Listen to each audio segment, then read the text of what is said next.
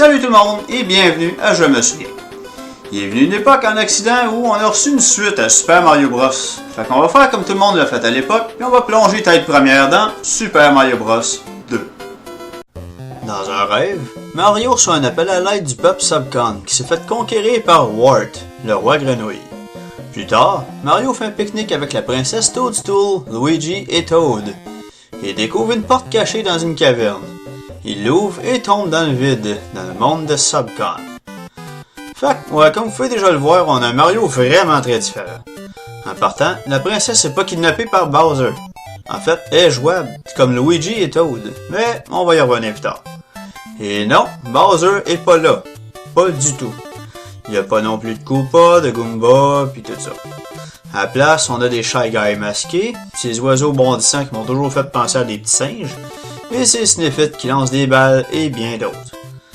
En plus de tout ça, sauter sur les ennemis fait absolument rien. On peut les ramasser et les garrocher sur d'autres monstres.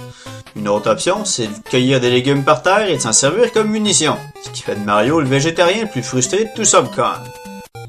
Selon le perso qu'on choisit, leur saut et leur capacité à prendre des trucs varient. Mario est plus équilibré et mon meilleur choix. Luigi a des sauts de malade et... hey, il est plus juste un Mario d'une autre couleur maintenant. Toad est rapide pour prendre des items, mais il est pourri pour sauter. Et la princesse peut flotter dans les airs pour éviter les obstacles, mais elle est lente pour prendre des items. Tout le monde peut s'accroupir pour concentrer sa force et sauter plus haut. À la fin de la plupart des niveaux, il faut battre Birdo, qui, oui, est un mâle apparemment. Il lance les œufs de ses enfants et il faut lui lancer en plein visage. Ben, c'est pas morbide, ça. Ensuite, il faut prendre le cristal pour entrer dans le bec de l'aigle. Quand on ramasse un légume, on peut trouver une potion qu'on peut utiliser pour créer une porte pour aller temporairement dans un monde noir. En faisant une à la bonne place, on peut trouver un champignon pour augmenter nos points de vie pour le reste du niveau. S'il y a des légumes dans le monde noir, on peut les prendre pour avoir des scènes pour utiliser dans une machine à sous à la fin du niveau pour se faire des vies.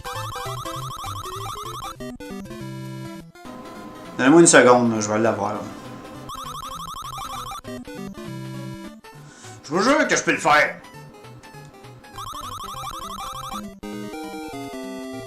Ah, phew.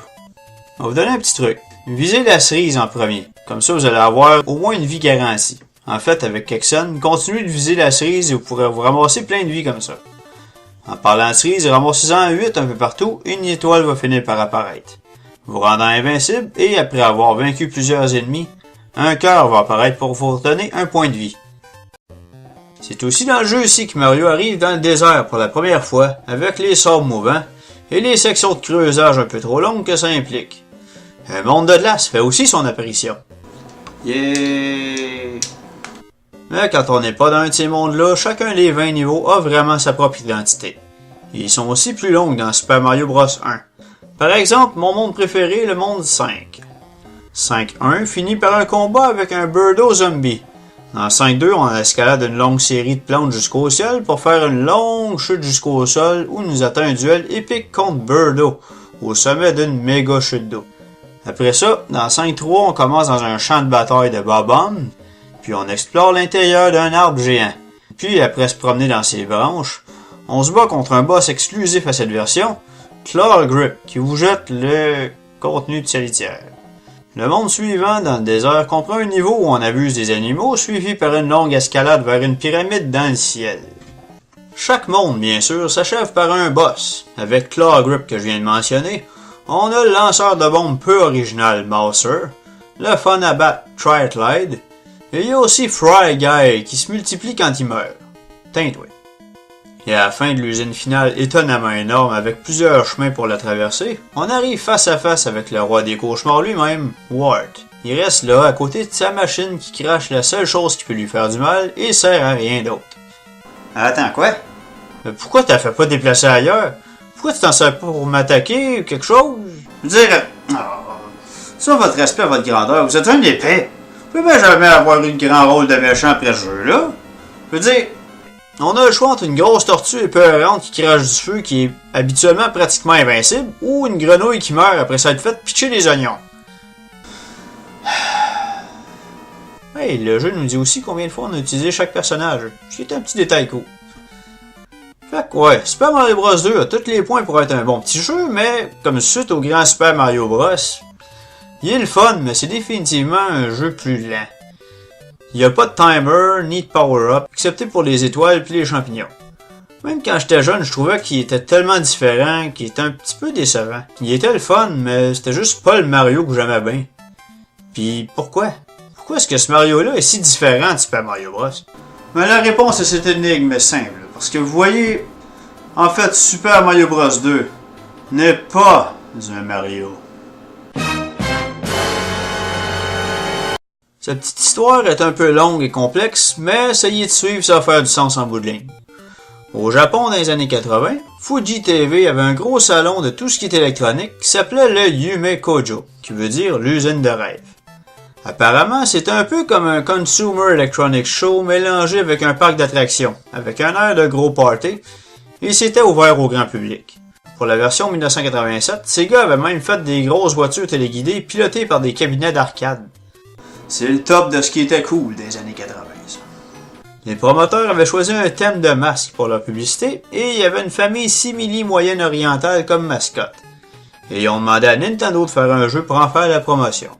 Ce jeu, Yume Kojo Doki Doki Panic, est sorti le 10 juillet 1987. Avançons de quelques mois et un meeting comme ça a dû avoir lieu. Non, je t'allais déjà dit, je toucherai plus jamais à ce Mario-là, j'ai brisé 3 TV la dernière fois.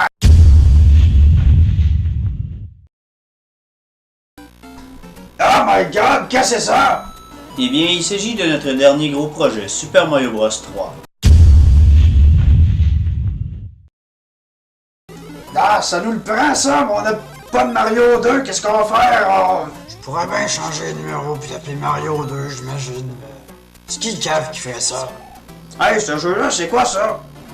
Eh bien, il s'agit d'un jeu commandé par Fuji TV et se passant dans le setting des milieux de nuit. Il a été supervisé par Miyamoto-san et composé par Kondo-san, mais il n'a absolument rien à voir avec... Ouais, tu cours pis tu sautes, hein? Bien, il n'y a pas de bouton pour courir, mais... Alors achetez-en un, faites un Mario avec. Ce serait mentir au public. Ben ça, ils le sauront pas, pis ça va se vendre comme des petits pains chauds.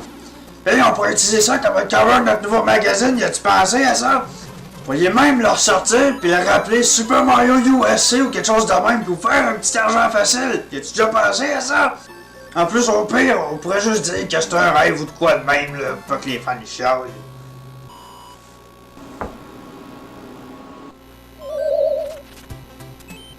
Ah! Bien. Fait c'était Super Mario Bros 2. Le fait que c'était pas un Mario à la base le rend pas moins le fun, mais ça file vraiment comme un mouton noir, comme les tests Zelda 2. En fait, personnellement, je le préfère à The Lost Levels, fait on peut se considérer chanceux à ce niveau-là. Si vous voulez l'essayer, il est disponible pas mal partout dans la boutique électronique de Nintendo, sur Super Mario All-Stars ou en tant que Super Mario Advance sur Game Boy Advance. Fait que, la première fois que vous avez joué à Mario Bros 2, est-ce que vous l'aviez trouvé un peu bizarre ou est-ce que vous trouviez que c'était juste un autre Mario?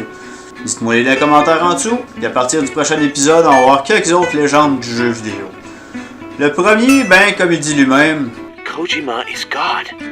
Kojima is God. À la prochaine!